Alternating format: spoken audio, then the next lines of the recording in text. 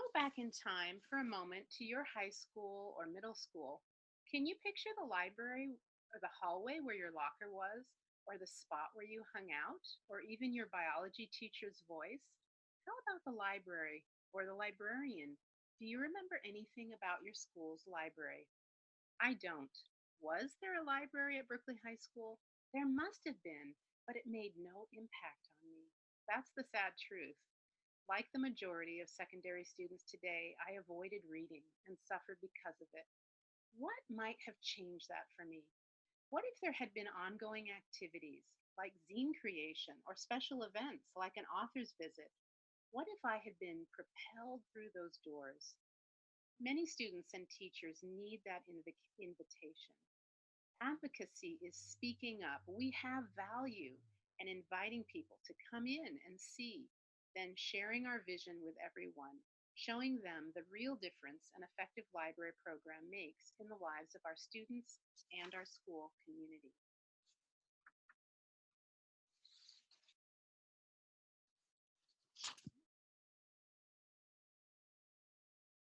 The San Lorenzo High School Library mission statement is aligned with our school's goal to improve college readiness and school climate. Given the demographics of the school community, which includes pockets of poverty, 75% of students qualify for free lunch, and a high percentage of English language learners, 50% of whom are newcomers, it is essential to provide diverse and differentiated learning opportunities, as well as support services which focus on literacy and technology integration. The library is currently understaffed and underused. There are restrictive policies in place regarding cell phone use and circulation that need to be modified in order to make the library a truly tech-friendly space for creation, exploration, and collaboration. In order to achieve this mission, we need to rethink our policy and offer a wide range of new technologies. The most important factor in providing services that benefit both students and teachers is adequate staffing.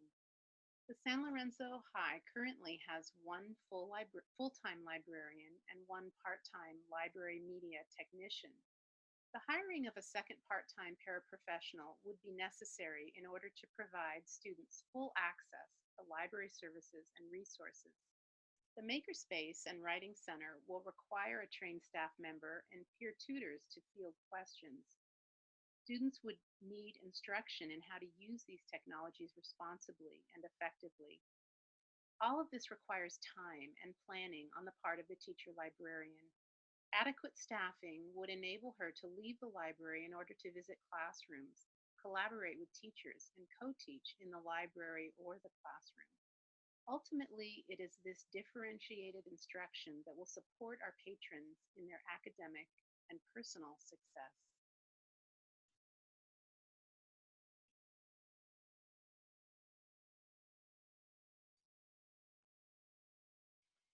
The library program supports activities that encourage an engagement in and an understanding of different kinds of literacies. The activities are designed to appeal to a broad range of student interests and motivate students to develop a working knowledge of the technologies needed to be successful in life. Many of these activities require some instruction in new technologies and the creation of information. Standard 4 of the Model School Library Standards for California Public Schools says that students integrate information literacy skills into all areas of learning. The physical and virtual school library, which is accessible to all students, is the place to discover new interests while exploring digital and traditional literacies. Renovation. All educators wish the best for their kids, not just our own family, but our other kids, our students.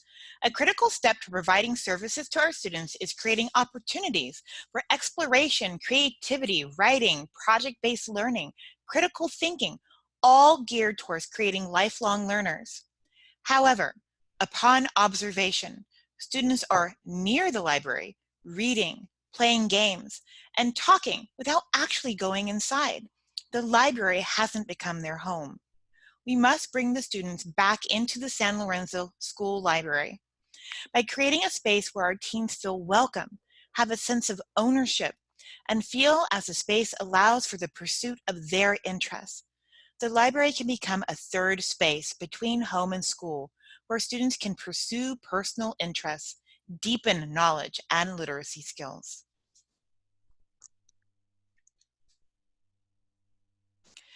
Gone are the days of stiff and heavy wooden chairs and tables rigidly arranged in rows within the library space. Using the social nature of teens, spaces within the library should encourage and support collaboration. Students and staff must be able to shift the furnishings with the ever-changing needs of the library space. Whether it is for a whole class activity or smaller collaborative group work, the table and chairs must allow for this new trend where libraries reimagine use of the space. Teens prefer colorful surroundings to make them feel comfortable and welcome. Asking for student input through surveys and one-on-one conversations can help teens feel invested.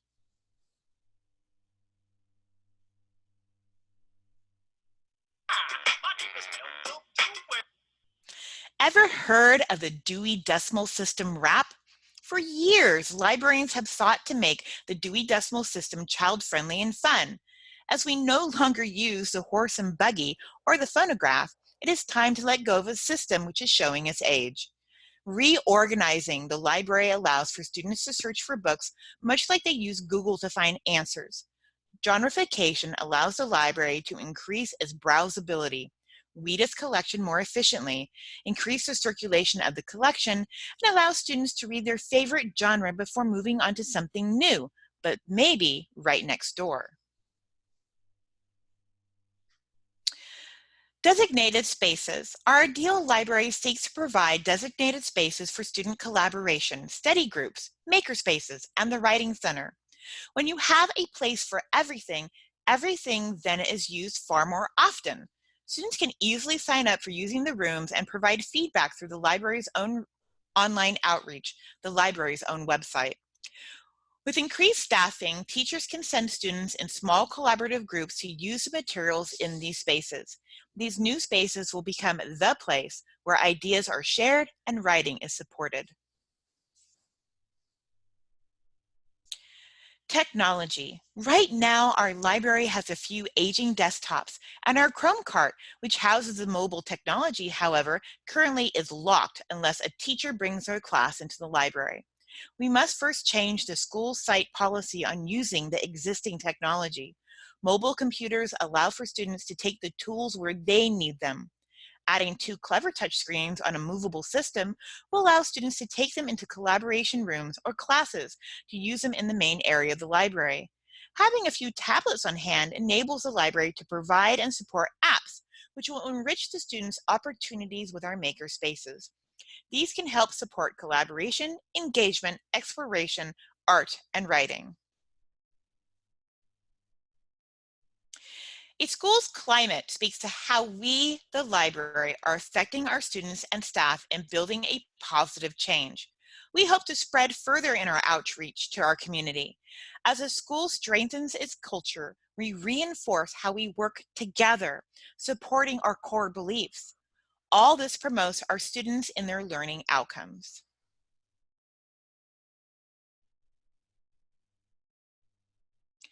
A current trend in school libraries is by adding maker spaces. This will provide students an opportunity to explore and create and explore their own critical thinking. Given that the future careers are dependent heavy on science, math, technology, and engineering, adding maker spaces build the culture of lifelong learning here on our campus and aids in building the culture of our community. The Writing Center is designed to elevate the writing process, offering one on one help either by a library staff member or a trained peer tutor. Student writers who are interested in becoming peer tutors can apply for inside work experience with a teacher recommendation. Writing is a core skill that is essential for college and career readiness.